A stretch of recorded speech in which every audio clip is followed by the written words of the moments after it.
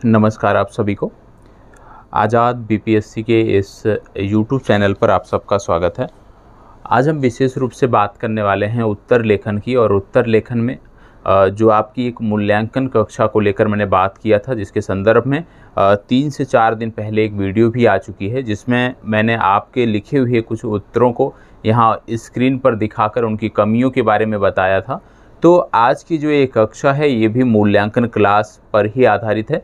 आज भी हम पिछले आंसर को, जो कल आपको प्रश्न दिया गया था, उसका उत्तर आप में से जितने छात्रों ने लिखा है सभी की कॉपियां यहाँ पे मैं दिखाऊंगा क्रम से। और उनमें से कुछ कमियां हैं, किसी में कुछ कमियां हैं, किसी का आंसर बहुत अच्छा है। तो जिसका अच्छा है या जिसमें कमियां हैं वो सारी चीज़ें आपको बताई जाएंगी।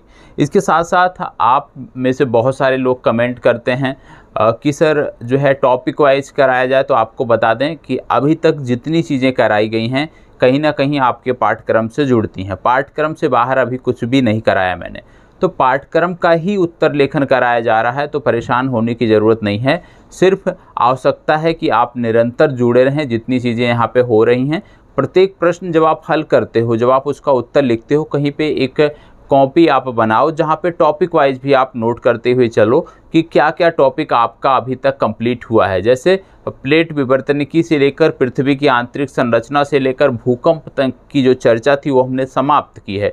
तो आपकी जिम्मेदारी बनती है कि इसको भी आप हूबहू जैसे आपका टॉपिक वाइज चल रहा है उसी क्रम में उनको नोट करते हुए आगे बढ़ें। आज इस विशेष कक्षा में 5 से 6 कॉपियों को मैं दिखाऊंगा और आपको बताऊंगा, जिसकी भी अच्छी भी होगी, क्योंकि मैंने ऐप में अभी चेक नहीं किया आपकी कॉपियों को, तो मैं बता नहीं सकता किसका बहुत अच्छा है या किसका ख़राब है। तो सारी चीज़ें यहीं पे आपको बताई जाएंगी और आपकी जिम्मेदारी बनती है कि जिन कमियों के बारे में यहाँ पे आपको बताया जाए, जिन कमियों को यहाँ पे इंगित किया जाए, आगे से जब आप उत्तर लेखन करें तो उन कमियों का आपको ध्यान रखना है, उन कमियों का ध्यान रखना आपके लिए ज़रूरी है। तो चलिए आज की चर्चा की शुरुआत करते हैं। और बहुत सारे छात्र ऐसे हैं जो अभी इसी उपापोह में हैं कि उनको मुख्य परीक्षा की तैयारी करनी चाहिए कि नहीं करनी चाहिए। तो आपको बता दें कि जब भी आपने सोचा कि आपको राज्य विशेष का एग्ज़ाम देना है, फर्स्ट डे से आपको मुख्य परीक्षा के लिए जुटना चाहिए। और यदि आप नहीं लगते हैं तो कहीं ना कहीं नुकसान उठा बैठते हैं। यदि आप देखो सभी राज्य विशेष उत्तर भाषी जितने भी राज्य हैं, उत्तर आप कह सकते हैं हिंदी भाषी जितने भी राज्य हैं, ठीक है, इनमें सभी की आप तुलना कर लो मुख्य परीक्षा की। सबसे आसान मुख्य परीक्षा यदि किसी राज्य विशेष की है तो वो है बिहार राज्य विशेष की परीक्षा। और बिहार राज्य विशेष की परीक्षा कोई भी छात्र जिसकी स्पीड अच्छी हो, जिसकी राइटिंग अच्छी हो, वह निकाल सकता है। निकाल सकने का मतलब कि प्रारंभिक परीक्षा क्वालिफाई किया हो तभी निकाल सकता है। और जब कोई बच्चा प्रारंभिक परीक्षा क्वालिफाई करेगा तो निश्चित रूप से उसको उतनी जानकारी विषय वस्तु की होगी और आसानी से कर सकता है। तो जब आप राज्य विशेष के बारे में या यूपीएससी के बारे में उत्तर लेखन करते हो तो आपको ध्यान रखने की ज़रूरत है विशेष रूप से कि आपका कोई भी प्रश्न छूटे ना। और जब आप बिहार राज्य विशेष में उत्तर लेखन करते हो, यहाँ तो अगर आपका एक भी प्रश्न छूट गया तो वहीं पर जो आपकी उम्मीदें थी ना वो समझ लीजिए ख़त्म हो जाती हैं। क्योंकि एक प्रश्न यहाँ पे यदि बात करें तो 38 नंबर का होता है या तो 36 नंबर का होता है। और यदि 38 और 36 नंबर किसी एक पेपर में आपके कम हो गए तो निश्चित रूप से आप औरों से बहुत दूर हो गए। तो कहने का मतलब है कि आपको सबसे पहली बात जो मैं बोलता हूँ, हमेशा आज भी बोल रहा हूँ, कि आपको अपनी राइटिंग स्पीड बढ़ानी है। जितना आप मैक्सिमम कर सकते हो उतना करना है। यह नहीं परेशान होना कि आपकी लेखनी वर्तनी कोई नहीं पढ़ पा रहा। यदि कोई दूसरा पढ़ ले रहा है उतना पर्याप्त है। वहाँ पे सुंदर, जैसे आप बचपन में लिखते थे, इमला लिखते थे आप बचपन में, तो उस तरह से जो है सुंदर सुंदर लिखने की कोई आवश्यकता नहीं। क्योंकि आपको समय का भी ध्यान रखना है, आपका कोई प्रश्न ना छूट पाए इसका भी ध्यान रखना है। तो ज़रूरी क्या है कि स्पीड आपकी बहुत अच्छी होनी चाहिए। तो सबसे पहली बात, पहले दिन से ही सबको स्पीड पर काम करना है। जब मैंने बोला था कि अभी आप प्रथम स्टेज पे हो और अभी आप प्रथम स्टेज में ही चल रहे हो, तो मैंने बोला था आप कहीं से भी प्रश्नों से जुड़े हुए जो फैक्ट होते हैं वो इकट्ठा कर सकते हो। आप नकल मार सकते हो, रट्टा मार सकते हो, आप जो है अपने नोट से इकट्ठा कर सकते हो, मानक पुस्तकों से उस टॉपिक को आप खोज सकते हो। सब कुछ कर लो, खोज के रख लो, सब कुछ सामने रख लो। लेकिन जब लिखने बैठना है ना तो एक प्रॉपर स्पीड आपकी होनी चाहिए। और मैंने निकाल के आपको कैलकुलेशन बताया था कि कम से कम 1 मिनट में आपकी जो स्पीड होनी चाहिए वो 20 शब्द की होनी चाहिए, उससे कम नहीं होनी चाहिए। ये कम से कम है, न्यूनतम स्पीड में बता रहा हूँ, कम से कम 20 शब्द होने चाहिए 1 मिनट में। और इस स्पीड को आपको बनाए रखना है। ठीक है, अब आइए चलिए एक एक करके कॉपियाँ देख लेते हैं। सबसे पहली कॉपी जो मैं आपको दिखा रहा हूँ, राइटिंग तो बहुत ही सुंदर है और नाम शायद यहाँ पे लिखा नहीं हुआ हो, कॉपी में नाम नहीं लिखा गया है। आप कॉपी में भी नाम लिख सकते हैं, ठीक है, एक कॉर्नर पर कहीं भी टॉप में आप नाम लिख सकते हैं। अब यहाँ पे देखो बहुत ही सुंदर तरीके से, राइटिंग तो बहुत ही अच्छी है, लिखा गया भूकंपीय तरंगे क्या होती हैं, भूकंप से किसी प्रकार की क्षति देखने को मिलती नहीं है। भैया यहाँ पे है किस प्रकार की क्षति देखने को मिलती है, इसका थोड़ा सा ध्यान रखें। शाब्दिक त्रुटियां जरूर देखें। आप में से अधिकांश छात्रों में यदि देखा जाए तो हिंदी के जो शब्द हैं ना वो बहुत गलत आ रहे हैं, मतलब आपकी शाब्दिक त्रुटियां बहुत ज़्यादा है। और जिनका ऐसा होता है मैं कमेंट भी करता हूं, आपको वॉइस नोट के माध्यम से बताता भी हूं कि सबसे पहले आप जो है सब कुछ छोड़ दीजिए, पहले अपनी जो हिंदी की लेखनी है ना उसको सुधारिए, ठीक। तो यहाँ पे क्या है, भूकंपीय तरंगे क्या होती हैं, भूकंप से किस प्रकार की क्षति देखने को मिलती है। सबसे पहली बात मैंने आपको बताया है कि कोई भी प्रश्न है उसको कितनी बार पढ़ना है, कम से कम 2 बार पढ़ना है, ठीक है, कम से कम 2 बार पढ़ना है। 2 बार पढ़ने के बाद क्या होता है कि उसके जो कुछ कीवर्ड होते हैं जिनके बारे में वो प्रश्न मांग कर रहा होता है उसको अंडरलाइन करना होता है। अब इसमें यदि आप देखें तो भूकंपीय तरंगे क्या होती हैं, तो भूकंपीय तरंगे इसका कीवर्ड है, आपका जो उत्तर है वो भूकंपीय तरंगों पर आधारित होना चाहिए, ठीक है। आगे क्या है, भूकंप से किसी प्रकार की क्षति देखने को मिलती है।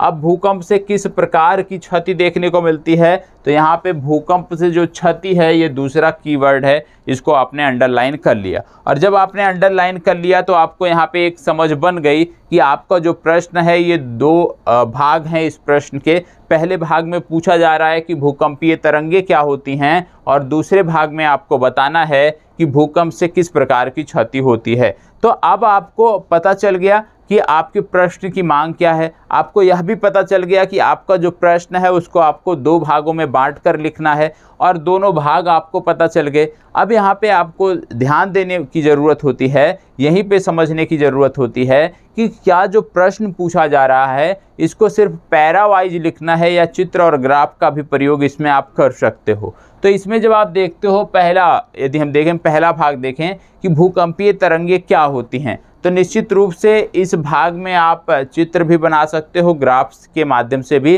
तरंगों को दिखा सकते हो। तो कहने का मतलब है कि यह भी डिसाइड हो जाना चाहिए। फिर आप नोट्स इकट्ठा कर लीजिए, फैक्ट इकट्ठा कर लीजिए इस प्रश्न से जुड़ा हुआ और उसको क्रम डिसाइड कर लीजिए कि किस क्रम में क्या लिखना है और उसके बाद आपको उत्तर लिख देना होता है। उत्तर जब आप लिख देते हो तो उसके बाद एक दूसरा सबसे महत्वपूर्ण कार्य होता है कि प्रत्येक अपने लिखे गए उत्तर का पहली बार आप मूल्यांकन स्वयं करोगे।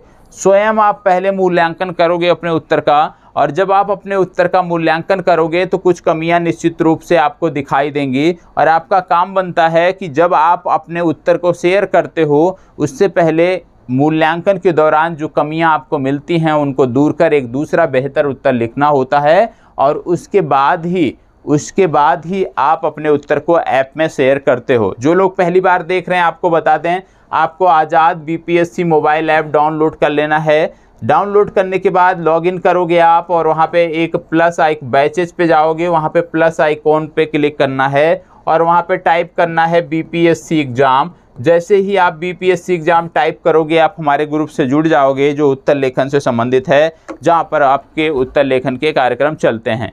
कोई भी यदि समस्या होती है तो आपके मोबाइल ऐप में वहाँ पे कांटेक्ट नंबर दिए हुए हैं, बहुत सारे नंबर दिए हुए हैं, आप किसी पर भी फ़ोन करके बोल सकते हो कि बीपीएससी उत्तर लेखन से संबंधित बैच से जुड़ना है या उस ग्रुप से जुड़ना है। कैसे जुड़ा जा सकता है, आप जुड़ सकते हो। और आपको बता दें ये पूरा का पूरा बैच निःशुल्क है। बहुत सारे लोग डेली कमेंट करते हो आप में से कि निःशुल्क है या पेड है, तो आपको बता दें ये निःशुल्क है, ठीक है। अब देख लेते हैं आप में से जिसने भी ये उत्तर लिखा है उनका उत्तर देख लेते हैं।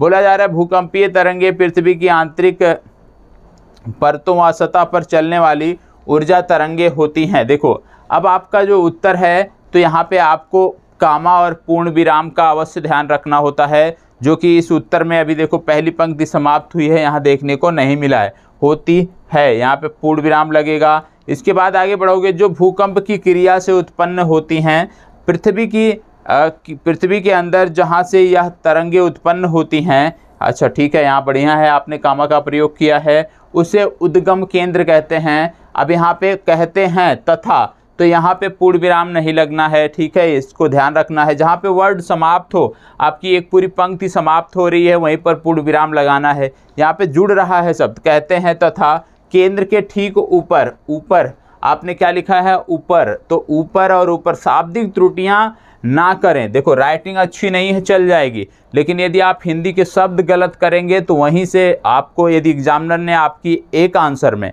पहले ही आंसर में 10 से 15 हिंदी के शब्द पकड़ लिए गलत, तो निश्चित रूप से उसका नुकसान आप उठा बैठोगे और पूरी की पूरी कॉपियाँ उसी के बेस पे चेक हो जाएंगी, ठीक है। तो इसका आपको ध्यान रखना है, ठीक है। पृथ्वी की सतह पर स्थित बिंदु को एपिसेंटर या आदि केंद्र कहते हैं, बहुत अच्छा। आगे आपने लिखा है कि भूकंपीय तरंगों के माध्यम से ही हम भूकंप का अध्ययन करते हैं, या भूकंपीय तरंगें 3 प्रकार की होती है। देखो भूकंपीय तरंगों के माध्यम से जो हम भूकंप का अध्ययन करते हैं, ये सबसे सटीक है और सबसे आधुनिक है। तो यहाँ पे यदि आप इन शब्दों का प्रयोग करते तो थोड़ा सा बेहतर होता है, क्योंकि भूकंपीय तरंगों के अलावा भी आपने पढ़ा होगा पहले, कई और माध्यम बताए गए थे जिसमें भूकंप का अनुभव होता था। तो भूकंपीय तरंगों के माध्यम से जब आप बात करते हो तो यहाँ पे लिखना होता है कि भूकंपीय तरंगों के माध्यम से ही हम भूकंप का अध्ययन करते हैं। यह भूकंपीय तरंगें 3 प्रकार की होती हैं। सबसे सटीक जो भूकंप के बारे में जानकारी मिलती है आधुनिक समय में, जो हम प्रयोग करते हैं, वो भूकंपीय तरंगों के ही माध्यम से मिलती है, ठीक है। यह 3 प्रकार की होती हैं। पहला हो गया प्राथमिक तरंगे। अब ब्रैकेट में प्राथमिक तरंगों को जो है P से डिनोट किया जाता है, वो भी आपको यहाँ लिखना चाहिए। द्वितीयक तरंगे, इनको S से डिनोट किया जाता है, ये भी आपको लिखना चाहिए। धरातलीय तरंगे, इनको L से डिनोट किया जाता है, यह भी आपको यहाँ पे लिखना चाहिए था। आगे बढ़ते हैं तो यहाँ पे आप लिखे हैं प्राथमिक तरंगे, अच्छी बात है। इसे P तरंगे भी कहते हैं। यह तरंगें सभी माध्यम में गमन करती हैं, इसकी तीव्रता सर्वाधिक होती है, बहुत अच्छा। आगे आपने लिखा कि यह एक अनुदैर्ध्य तरंगे हैं, शब्द ही गलत है। देखो यह एक अनुदैर्ध्य तरंग है, तरंगे हैं, ये आप देखोगे तो ये सही शब्द नहीं है, तो यह एक अनुदैर्ध्य तरंग है। तभी कहता हूं कि मैं जब आप अपना उत्तर लिखते हो तो उसका मूल्यांकन जरूर करना चाहिए। यदि आप एक बार अच्छे से इसको पढ़ोगे ना, तो आप अपनी आधी कमियों को स्वयं ही बता सकते हो, स्वयं ही उसको चिन्हित कर सकते हो, ठीक है। आगे आपने बताया P तरंगों की तरंगदैर्घ्य सबसे कम होती है, जिसके कारण यह तरंग नुकसान कम करती है। चलिए आगे बढ़ते हैं।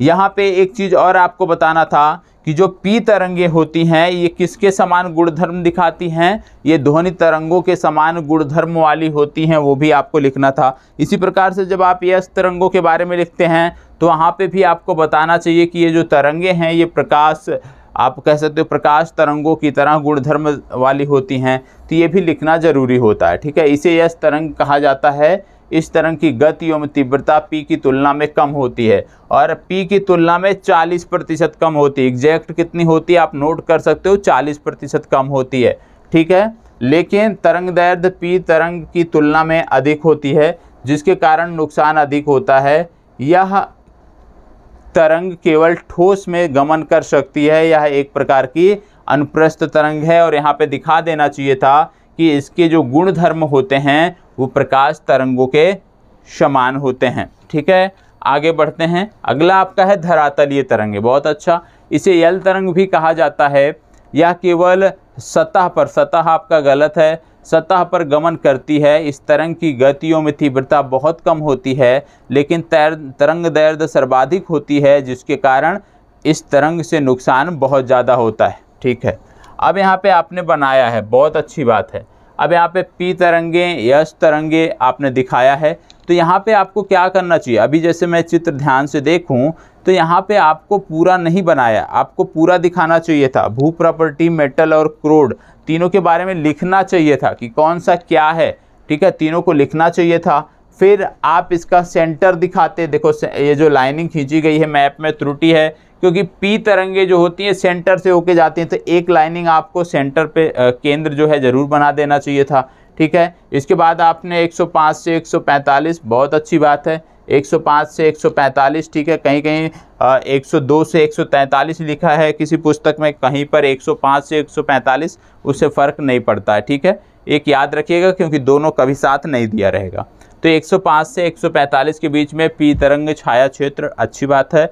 बढ़िया दर्शाया। लेकिन यहाँ पे यस तरंग का छाया क्षेत्र क्या है उसको आपने नहीं दर्शाया। उसको भी यहाँ पे दिखाना चाहिए था कि यस तरंगे कितने से कितने एंगल के बीच में, कितने से कितने कोण के बीच में यस तरंगे नहीं दिखाई देती हैं, जिसके चलते हमें पता चलता है कि कुछ माध्यम जहाँ पे यस तरंगे नहीं दिखाई देती हैं वो द्रव अवस्था में है, क्योंकि यस तरंगे जो हैं वो द्रव अवस्था में गति नहीं कर पाती हैं। वो भी आपको दिखाना चाहिए था। चलिए, और रही बात सरफेस वेव की, तो सरफेस वेव पूरे सरफेस पर है, बहुत अच्छे तरीके से दर्शाया है। इस चित्र को ना जैसे आपने यहाँ पे दिखाया है तो यहाँ पे एक तरह से लग रहा है आपने पेज बचाने का प्रयास किया है। ठीक है, तो पेज नहीं बचाना है, इसको जितने अच्छे से दर्शाओगे आप, शब्द भले कम लिखो, ठीक है, शब्द भले कम लिखो, आपके पास मान लो समय कम है तो आप जितना पी, एस और एल तरंगों के बारे में जितना आपने चर्चा की उसको आप सिर्फ एक चित्र के माध्यम से और इस प्रकार से चार्ट बनाकर लिख सकते थे और समय भी बचता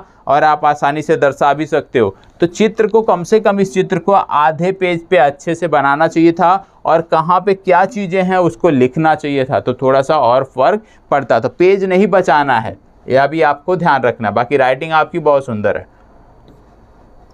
चलिए, अब है भूकंप से होने वाली क्षति अलग अलग प्रकार की होती है। ठीक है, अब भूकंप से क्षति मैंने आपको बताया कि जलमंडल, स्थलमंडल, समुद्र में आएगी तो सुनामी आएगी, स्थलमंडल पे आएगी तो या तो पर्वत हिलाएगी, या तो पठार, या तो मैदान हिलाएगी।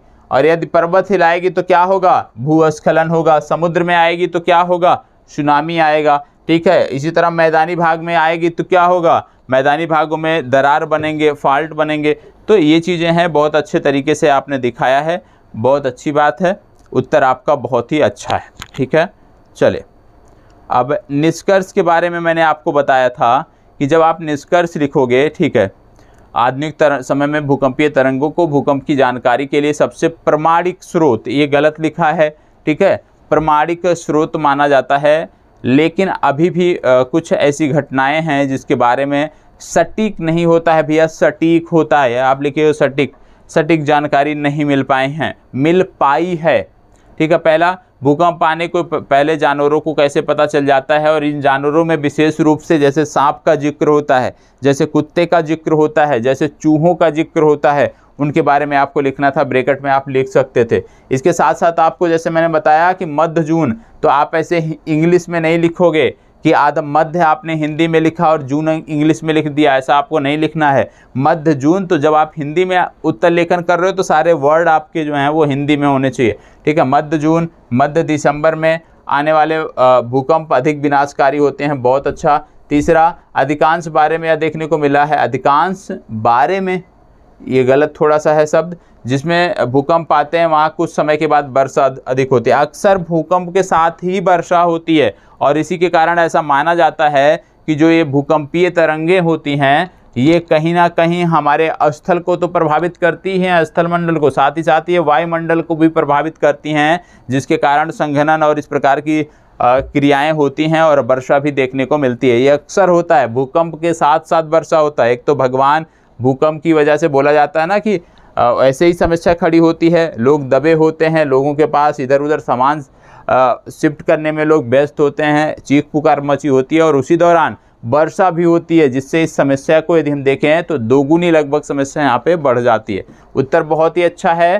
थोड़ी शाब्दिक त्रुटियां हैं, उनको दूर करना है। शाब्दिक त्रुटियों के साथ साथ चित्र को थोड़ा सा अच्छे से बनाना है, और जब चित्र भी अच्छे से बन जाए, शाब्दिक त्रुटियाँ दूर हो जाएं और आप समय पर आंसर लिख ले जाइए, तो समझ लीजिएगा कि आपके सिलेक्शन का जो तिथि है ना वो नज़दीक आ रही है। चलिए आगे देख लेते हैं। एक और उत्तर आया है। अब यहाँ पे यदि आप देखो, ठीक है, तो यहाँ पे बहुत अच्छा नहीं दिख रहा है, ठीक है, स्पष्ट नहीं दिख रहा है। एक तो आपने फ़ोटो अच्छे से नहीं भेजा है, दूसरी बात जितनी चीज़ें यहाँ पे दिख रही हैं, जितनी चीज़ें यहाँ पे स्पष्ट आ रही हैं, उनमें भी बहुत कमियां दिख रही हैं। जैसे आपने जो चित्र बनाया है वो आपने मजाक किया है, ठीक है, तो मजाक नहीं करना है, सीरियस होकर चित्र बनाना है। ये कौन सा चित्र है भूकंपीय तरंगों का, बताइए। आप में से जिनका भी ये उत्तर लेखन है, आप बताइए कि मैंने ऐसे चित्र आपको बताया था। आप उत्तर लेखन कर रहे हो, अभी चित्र नहीं बनाओगे मेहनत से, अभी आप मजाक करोगे, हल्के में लोगे, तो परीक्षा में भी चित्र नहीं बनेगा। तो थोड़ा इसको ढंग से बताना चाहिए था कि यहाँ पे कोर कहाँ है, मेंटल कहाँ है। इसके साथ साथ ये जो तरंगे हैं इनके बारे में अच्छे से दिखाना चाहिए था। आपने तरंग छाया क्षेत्र लिख दिया है, पी तरंग छाया क्षेत्र। अब भाई पी तरंग छाया क्षेत्र ये थोड़ी होता है। पी तरंग छाया क्षेत्र जो है यदि हम बात करें तो कितने से कितने के बीच में होता है वो आपने स्पष्ट रूप से यहाँ पे नहीं दर्शाया है। इसके साथ साथ यस तरंग जो है वो कहाँ पे आप कह सकते हो नहीं सतह पर स्पष्ट होती हैं, उनके बारे में भी दिखाना था। उत्तर आपका बहुत त्रुटिपूर्ण है, उत्तर को थोड़ा सा ध्यान दीजिए, ठीक है। यस तरंग के बारे में भी आपने बताया, अच्छा है, लेकिन थोड़ा सा इसको जो चित्र आप बनाते हो थोड़ा सा और व्यवस्थित बनाओ, ठीक है, और ढंग से बनाओ। प्रयास करो कि थोड़ा सा और सुंदर लगे देखने में, कि देखने के बाद ये लगे कि हाँ इस उत्तर को पढ़ना चाहिए, ठीक है। और आपका ये फोटो साफ नहीं आया, यहाँ पे स्पष्ट दिख नहीं रहा है कि आपने वर्डिंग क्या किया है। तो जब आप पीडीएफ बनाते हैं तो उस समय ध्यान रख लिया करें कि जब आप पीडीएफ बनाते हो कि आपको स्पष्ट दिख रहा है नहीं, अध्यापक अच्छे से पढ़ सकते हैं या नहीं, उस पर आपको अवश्य ध्यान रखना है। और आपके उत्तर की एक खूबी मैं बता दूं कि आपने जो चित्र बनाए हैं बहुत, आप भले ही अच्छा नहीं लग रहा है, ठीक है, लेकिन आपने ये दर्शाने का प्रयास जरूर किया है कि आपको नॉलेज है, क्योंकि आपने पी तरंगों का अलग बनाया, यस तरंगों का अलग बनाया, और यहाँ पे फोकस का आपने अलग बनाया, अधिकेंद्र का आपने अलग बनाया, एपी सेंटर और फोकस का अलग बनाया कि किस प्रकार से तरंगे निकलती हैं। सुंदर है, प्रयास भी अच्छा है, लेकिन जो आप चित्र बनाते हो थोड़ा सा उसको और अच्छा करो और राइटिंग में भी थोड़ा सा सुधार करो। तीसरी बात, मुझे लगता है कि आपने एक ही पेज में ज़्यादा लिख दिया है। जैसे ये होता है कि एक पेज की कुछ लिमिट होती है, तो कभी भी जब आप उत्तर लेखन करते हो आपके पास 4.5 पेज मिल रहे हैं। यूपीएससी का उत्तर लेखन नहीं कर रहे हो आप बिहार राज्य विशेष का कर रहे हो, 4.5 पेज मिल रहे हैं। तो उत्तर लेखन जब आप करते हो थोड़ा शब्द जो हैं आपके थोड़े बड़े बड़े लिखो। बड़े का मतलब ये नहीं कि बहुत बड़े, नॉर्मल जितने अच्छे लगते हो। जैसे अभी पूर्व वाली कॉपी में आपने देखा था बहुत अच्छे तरीके से लिखा गया था, तो उस तरीके से थोड़ा सा करें। अभी आपको परेशान नहीं होना, आप प्रारंभिक दौर में हो, सीखने के चरण में हो, थोड़ा समय लगता है, 4 दिन में उत्तर लेखन नहीं आता है। कम से कम 1 महीने आप रेगुलर करोगे तो बहुत सारे फायदे आपको देखने को मिलेंगे। आपको देखने को मिलेगा कि प्रश्न आपको समझ में आता है, आपको देखने को मिलेगा प्रश्न से संबंधित जो विचार होते हैं कि उत्तर में क्या लिखना है वो तेजी से आता है। आप देखोगे कि आपकी जो राइटिंग है, स्टाइल है, वो बेहतर हुई है। आपकी राइटिंग में जो पहले खराब थी, बहुत अच्छी नहीं थी, वो सही हुई है। शाब्दिक त्रुटियां आपकी कम हुई हैं और आपकी राइटिंग की जो स्पीड है ना वो भी बढ़ी है। कब देखने को मिलेगा? 1 महीने बाद देखने को मिलेगा। और जब ये इसमें से कोई भी 2 से 3 लक्षण आपको देखने को मिलें तो आपको समझ लेना है कि अब आप दूसरे स्टेज में प्रवेश करने वाले हो। जब तक इनमें से कोई लक्षण आपको नहीं दिखता है,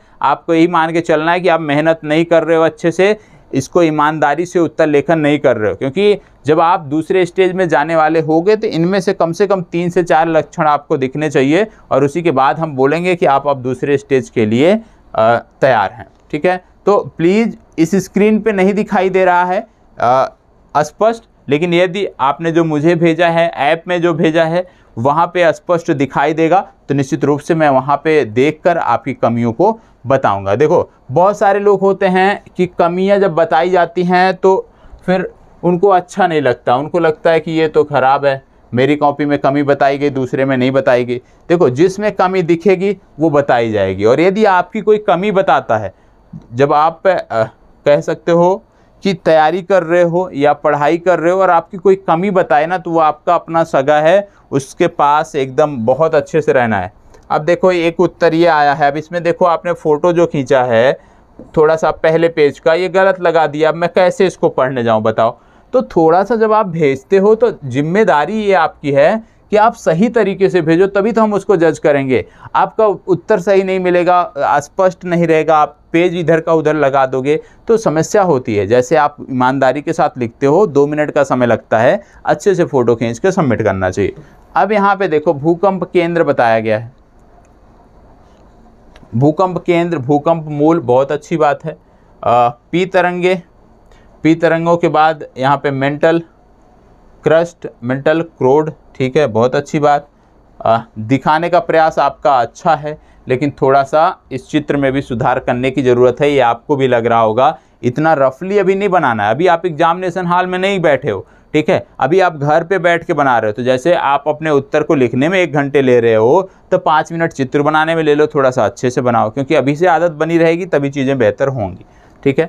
अब आपने प्राथमिक तरंगों के बारे में बताया है, इनकी गति बताया है, ठीक है, बहुत अच्छी बात है, 8 से 10 किलोमीटर, बढ़िया है।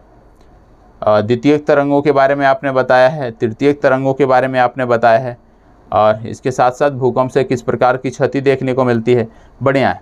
प्रयास बढ़िया है, थोड़ा सा चित्र आप जो बनाए हैं उस पर थोड़े से आपको प्रयास करने की और ज़रूरत है, चित्र थोड़ा सा और बेहतर बने तो चीज़ें आपकी और बेहतर होंगी, ठीक है। और जब आप इसको आगे से जब आप शेयर करोगे तो ध्यान रखिएगा, ये जो पेज इधर के उधर आ रहे हैं ये ऐसे नहीं आने चाहिए, अन्यथा रिजेक्ट कर दिए जाएंगे, ठीक है। अभी तक मैं किसी के उत्तर रिजेक्ट नहीं कर रहा हूँ, आप में से जितने भी छात्र जो भी भेज देते हो सबका चेक होता है एक तरफ से, लेकिन आगे से क्योंकि मुझे लग रहा है कि यदि इसी तरह से आप लोग करोगे तो रिजेक्ट करना पड़ेगा, ठीक है। चलिए अगला उत्तर देख लेते हैं और इसके बाद एक और बचा है।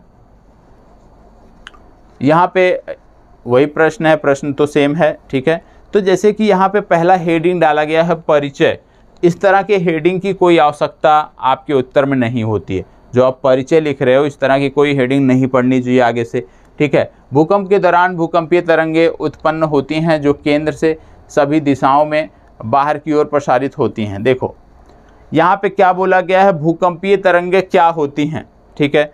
और आपने क्या बताया है, सबसे पहले आप यह तो बताओ ना भूकंपीय तरंगें होती क्या हैं। आप सीधा भूकंपीय तरंगें क्या, भूकंपीय तरंगें कैसे उत्पन्न होती हैं ये बताने लगे, ये तो गलत है ना।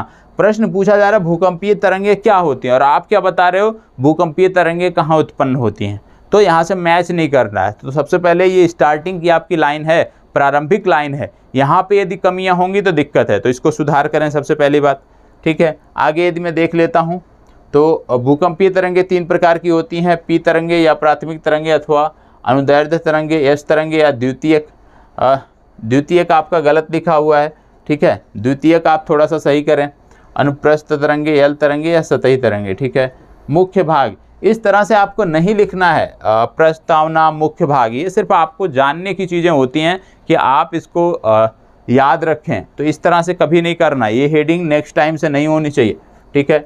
अक्सर भूकंप भूगर्भिक दोषों के कारण, अक्सर भूकंप भूगर्भिक दोषों के कारण होती है, ये शब्द ही नहीं बन रहा है।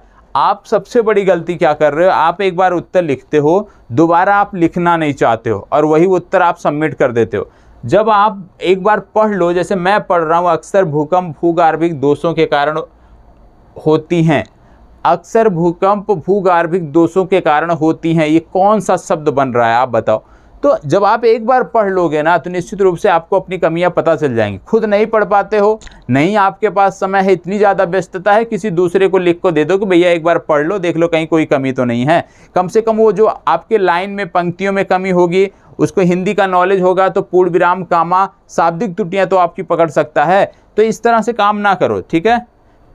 आगे यदि हम देखें तो भूकंप के कारण निम्न प्रकार की क्षति देखने को मिलती हैं, झटके और भूमि का फटना, सुनामी, भूस्खलन, हिमस्खलन, बाढ़। चलिए अच्छी बात है, निम्न प्रकार की क्षति देखने को मिलती है, लेकिन जैसे मैंने बताया था कि आप सबसे पहले बता दो कि स्थल मंडल प्रभावित होता है, जल मंडल प्रभावित होता है, ठीक है। तो एक चार्ट नुमा बन जाएगा आपका, तो इस तरह से थोड़ा सा और अच्छा लगेगा देखने में। पहले आप इस तरह से बता दो, एक हो गया स्थल, दूसरा हो गया जल मंडल, इस तरह से बना दोगे तो थोड़ा सा एग्जामिनर भी देखेगा। अब जल मंडल पे देखोगे तो आप बोल दोगे सुनामी,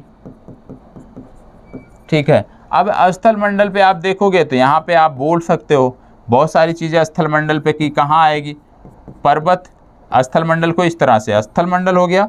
अब स्थल मंडल पे भी 3 जगह पे, पहला हो गया पर्वत, दूसरा हो गया पठार, तीसरा हो गया मैदान। पर्वत, पठार, मैदान।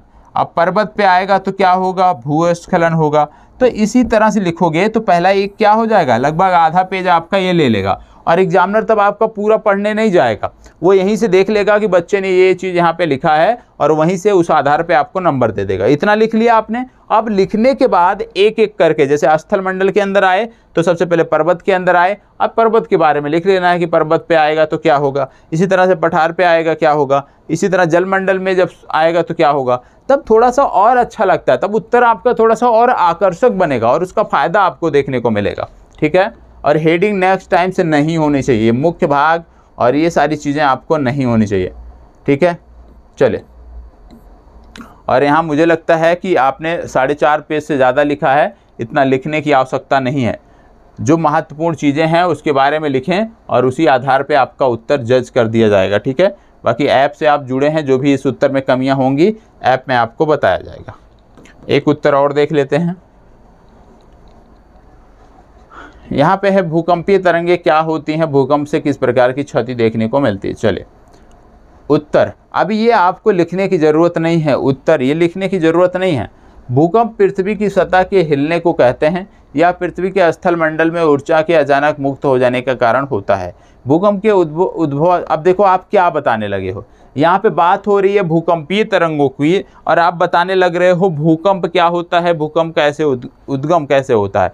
यहाँ पे आपको ये बताने की ज़रूरत नहीं है। आपको बोला जा रहा है भूकंपीय तरंगे, तो आप भूकंपीय तरंगों पे आओ ना, भूकंप पे क्यों पहुँच गए। यही कमियाँ होती हैं कि आप प्रश्न की मांग को नहीं समझते हो। प्रश्न किस लिए बोला जाता है कि आपको प्रश्न 2 बार पढ़ना है, 2 बार पढ़ने के लिए इसीलिए बोला जाता है कि आप 2 बार जब पढ़ोगे प्रश्न की मांग को आप समझ सकोगे, और जब आप प्रश्न की मांग को समझ जाते हो तो आप बेहतर उत्तर लिख सकते हो। ये आपका उत्तर गलत हो जाता है। यहीं से कोई भी एग्जामिनर होगा, जैसे ही आपने लिखा भूकंप के बारे में और उसने पढ़ा, यहीं पे आपको रिजेक्ट कर देगा, आगे पढ़ने की उसको ज़रूरत नहीं और आप नुकसान उठा बैठोगे। तो यह हमेशा ध्यान रखना है कि आपका जो उत्तर हो वो हमेशा प्रश्न की मांग पर हो। प्रश्न जो कह रहा है सिर्फ उतना लिखना है, बाकी उसके अतिरिक्त कुछ नहीं लिखना है। अब पूछ रहा है भूकंपीय तरंगे अस्पष्ट शब्दों में लिखा हुआ है और आप बता रहे हो भूकंप, तो ये गलतियां हैं, इसको सुधार करिए। यदि आपको क्वालिफाई करना है मुख्य परीक्षा, नहीं क्वालिफाई करना है, भीड़ का हिस्सा रहना है, तो आप जिस तरह से कर रहे हो इसी तरह से आप करते रहो, कोई फ़ायदा आपको नहीं मिलने वाला है, सिर्फ समय की बर्बादी है। ठीक है, दूसरी बात, जिसकी भी ये कॉपी है थोड़ा सा राइटिंग में सुधार करो। ठीक है, राइटिंग में सुधार जरूरी है। पूर्ण विराम कामा कहाँ लगना है वो भी ज़रूरी है। ठीक है, हर जगह ऐसा नहीं होता, आधी आधी पंक्तियों में पूर्ण विराम नहीं लगता है। तो जहाँ पे शब्द पूरी एक पंक्ति समाप्त हो रही है वहाँ पे आप पूर्ण विराम लगाओ। तो पूर्ण विराम कामा का भी आपको ध्यान रखने की ज़रूरत है। आगे देख लेते हैं। यहाँ पे आपने लिख दिया सारी तरंगों के बारे में। इसके बाद चित्र भी आपने बनाया है, बहुत अच्छा। चलिए चित्र के बारे में हम देख लेते हैं।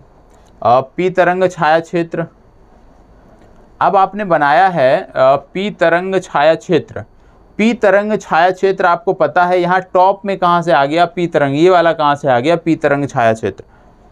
देखो आपको स्पष्ट चित्र मैंने दिया था, ये तो आपने ठीक लिखा है, लेकिन ये चीज़ कहाँ से आ गया, ये तो दिखाना है चित्र में, वो चीज़ दर्शाना है जो एग्जैक्ट हो। अब चित्र में आप गलत चीज़ों को दर्शाओगे तो चीज़ें नहीं बनेंगी। देखो यहाँ पे आपने गलत दर्शाया है, ये जो आपने लिखा है पी तरंग छाया क्षेत्र, ये कहाँ पर है पी तरंग छाया क्षेत्र। यदि यहाँ पर है तो यहाँ लिखने की क्या आवश्यकता थी टॉप में, भूकंप के आप कह सकते हो अधिकेंद्र के पास आप लिखे हो पी तरंग छाया क्षेत्र, ये लिखने की आपको क्या आवश्यकता थी।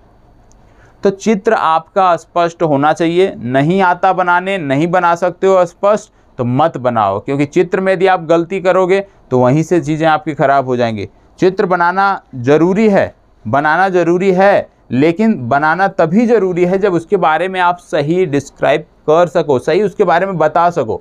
आप चित्र बहुत अच्छा बना दिए और जानकारी आप गलत दे दो, पी तरंग के स्थान पे एस लिख दो, एस के स्थान पे एल लिख दो, तो कोई फ़ायदा नहीं होने वाला इस चित्र का। ठीक है, तो ये कमियां हैं, थोड़ी सी कड़वी बातें हैं, बुरी लगती हैं, लेकिन ध्यान रखना है कि आपके लिए ही बताया जा रहा है और जो आपकी कमियों को बताए तो उससे लगातार जुड़े रहना चाहिए। ठीक है, तो इसको भी आप देख लीजिएगा और इसको सही करके दोबारा आपको सबमिट करना है। आज मैं कोई प्रश्न नहीं दे रहा हूँ आपके लिए, आज आपके लिए कोई प्रश्न सबमिट नहीं कर रहा हूँ।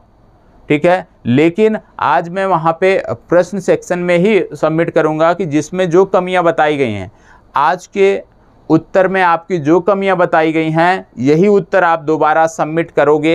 आज असाइनमेंट सेक्शन में असाइनमेंट आपका चला जाएगा और उसी के अंतर्गत आप इसी प्रश्न का उत्तर दोबारा लिखकर शेयर करोगे। ठीक है, तो आज के लिए इतना ही। मूल्यांकन बहुत ज़रूरी है। जिस प्रकार से हम प्रश्न दे रहे हैं, जिस प्रकार से आप लिखते हो, उसी के साथ साथ मूल्यांकन भी ज़रूरी है। ठीक है, चलिए धन्यवाद, बहुत बहुत आभार। अच्छा लगा हो तो प्लीज़ कम से कम लाइक और शेयर अवश्य कर दीजिएगा।